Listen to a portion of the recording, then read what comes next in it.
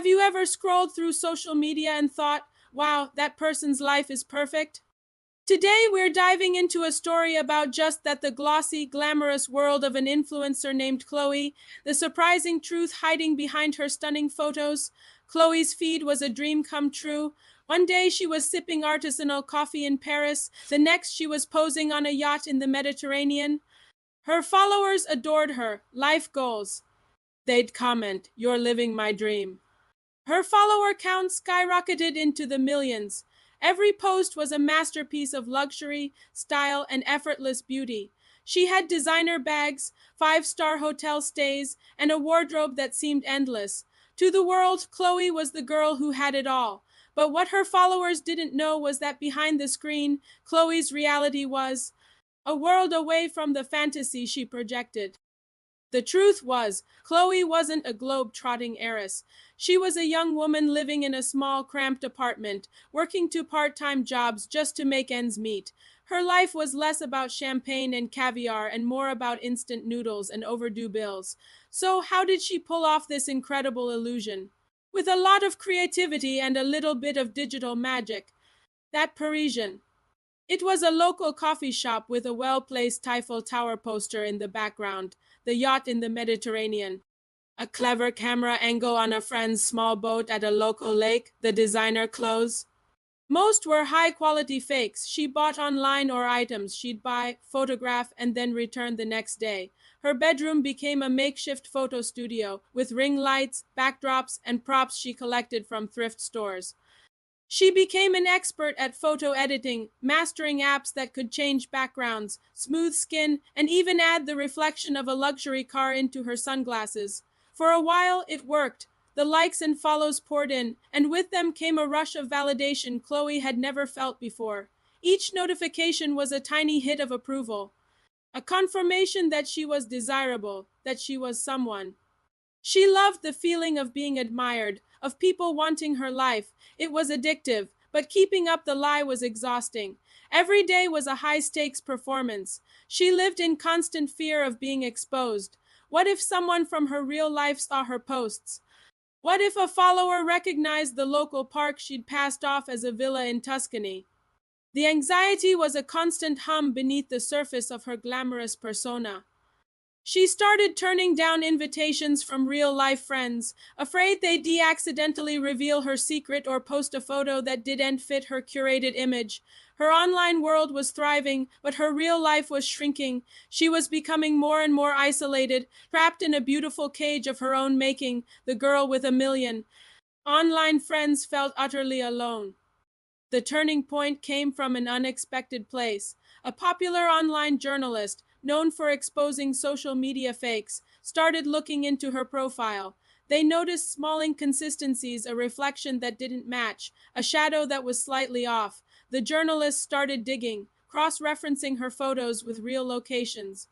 And soon, the pieces of the puzzle began to fall into place. One morning, Chloe woke up to a nightmare. An article had been published titled "The Million Follower Fraud: The Real Life of Chloe." It was all there, laid bare for the world to see. Side-by-side comparisons of her photos with the real, much less glamorous locations, evidence of her returned clothes, even an interview with a former co-worker from her coffee shop job. The internet, which had once worshipped her, turned on her in an instant. The comments section, once filled with praise, was now a flood of mockery, anger, and disappointment. "Liar, fake, I can't believe I ever looked up to you." Chloe was devastated. She deleted her accounts, unplugged her phone, and locked herself away. The empire she had so carefully built had crumbled overnight, and the shame was crushing. For days, she replayed everything in her head. She had wanted to be loved, to be seen as special.